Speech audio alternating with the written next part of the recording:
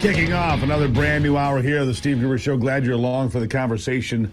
Glad you get up early to hear the truth. There's a warning here, though, a trigger warning. The Steve Gruber Show often results in extended periods of American pride, optimism, and uncontrollable enthusiasm for this country's future. Kicking off the live broadcast day on Real America's Voice, MTN, and reaching a growing global audience. Like I said, it's the Steve Gruber Show. Three big things you need to know this hour. Number one, is Marjorie Taylor Greene, the Georgia firebrand conservative, ready to join the race to unseat a Democrat incumbent in the Peach State? Looking that way, a senator, really? Number two, Senator Chuck Grassley says the federal district judges are about to get a wake-up call. He says their unconstitutional overreach is about to end. And number three, the Department of Homeland Security is now offering illegal aliens in our country the option to get their flight paid for if they self-deport, and the added incentive of $1,000 in spending money. What a deal. If it sounds like we're throwing money away, let me assure you this is actually far cheaper than anything else we can do. Here's what it currently costs DHS on average. Over $17,000 to arrest, detain, and deport someone here illegally. But DHS says with a stipend, paying for aliens to remove themselves is anticipated to cost only about $4,500 on average. It's a 75% savings. Border czar Tom Homan is out spreading the word, by the way. Here is the gospel from Tom. I think people are finally getting the message. If you leave on your own, you can take advantage of legal programs, come back. But we have to go through the process of formally deporting you. There are mandatory bars against you for up to 20 years, sometimes forever. So, if you want to take advantage, come back as a worker, a tourist visa, a visitor's visa, a student visa, or have a U.S. citizen child if you have one, petition for you in the future. Leave yourself open to the opportunity of legal entry. Do things the right way. There's millions of people standing in line right now doing things the right way. Taking the test, doing the background investigations, paying their fees. They're sitting in the back seat. While millions of people are allowed into this country under the Biden administration that simply don't qualify for asylum. Here illegally? It's not too late. Get your affairs in order. Work with ICE. Go to the CBP One app. Leave on your own. And if you don't, well, then the Trump administration is ready to prosecute you to the fullest extent of the law. Daily fines up to $998 for those who refuse to leave after a final deportation order. That's what I call putting the pressure on. Self-deportation is just one of the tools in the toolbox of President Trump and the one and only Tom Homan as they take the fight to the front lines. The borders are issuing this warning to those obstructing justice in the name of sanctuary cities and states as well. Don't mess around. Listen. So, the president signed an executive order just this week threatening to defund sanctuary cities for their policies. Why not just arrest the leaders who are harboring and shielding illegal aliens, actually terrorists, from deportation? Wait to see what's coming. Couldn't hear that real clearly. He said, wait till you see what's coming. Homan isn't playing games. He's got a plan. It's a big one. Under President Trump's leadership, we're talking about the largest deportation operation this nation has ever seen. Homan's been crystal clear. If you're here illegally, start packing. Because ICE is coming. And they don't think you can hide. Homan's got his eye on every corner of this country, and he's not stopping till our borders are secure and our laws are enforced. It's the kind of leadership we've needed for a long time, not the weak-kneed nonsense we got from the Biden administration. It was more than nonsense, Homan says. It was unprecedented and on purpose. Here he is again. There are people in this world who really are escaping fear and persecution from the homeland, but they're sitting in the back seat too because millions of people cheated the system, come across the border and released in the United States. That caused a significant backlog in immigration court, and that wasn't by accident; it's by design. Let's just overwhelm the system. So it takes 5, 7, 9 years to go through the whole process. If they take advantage of the appeals process, they know exactly what they're doing. That's why they weren't in ICE detention. Because in ICE detention, they get a hearing within 35 days. But for release, millions of the country overwhelm the system, so they don't get a hearing in 5, 7, 9 years. Then maybe there's a Democrat administration in power. Now we can have an amnesty. They know exactly what they're doing. They're playing the long game. But we're going to beat them at it. We're going to ramp up interior enforcement operations and removals. We're going to force the law. We're not going to ignore the law like the prior administration did. Yeah, that's right. Under Joe Biden's administration, we saw record-breaking illegal crossings, cartels running rampant, and fentanyl pouring into our country, killing our kids. That's not just negligence, that's betrayal. Thank God Trump is back in office, because in less than 100 days, we've seen a 96% drop in illegal border crossings. And that's what real leadership looks like, folks. The Democrat Party is still fighting for open borders. They are, unbelievably. AOC being the face of it lately.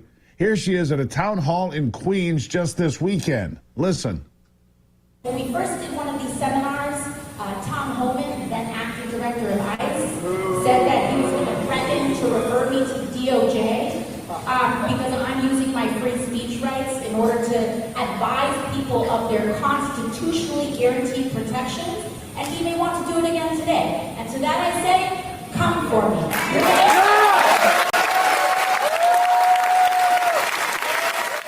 Seriously? Come for me? Look, let me explain this so you can understand this quite simply. It's not constitutionally protected to be in the country illegally.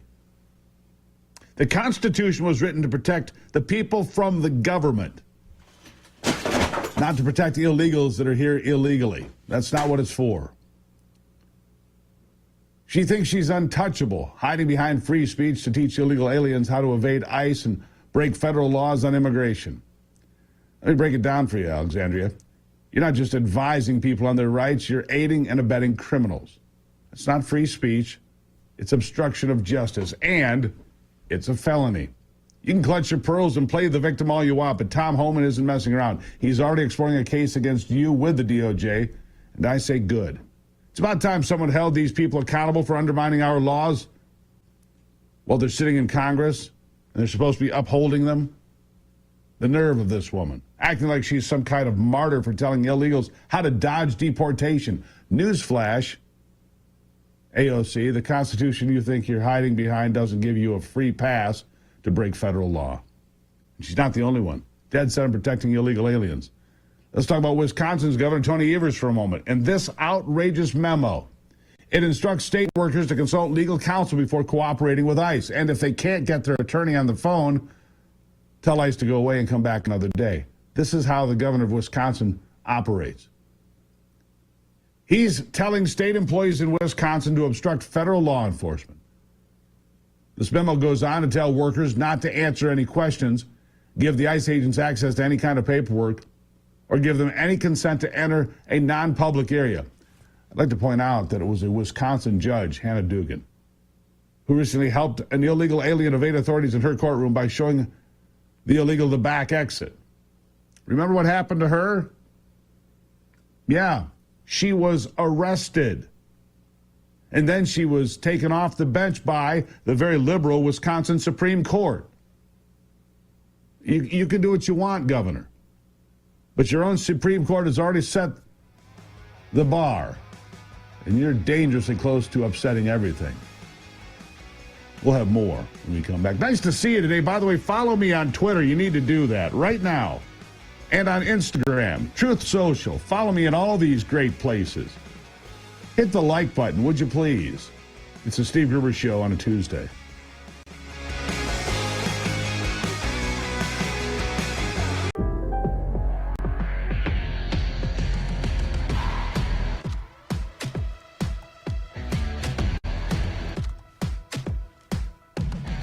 All right, so Judge Hannah Dugan was arrested for helping an illegal out the side door to evade justice, to evade arrest.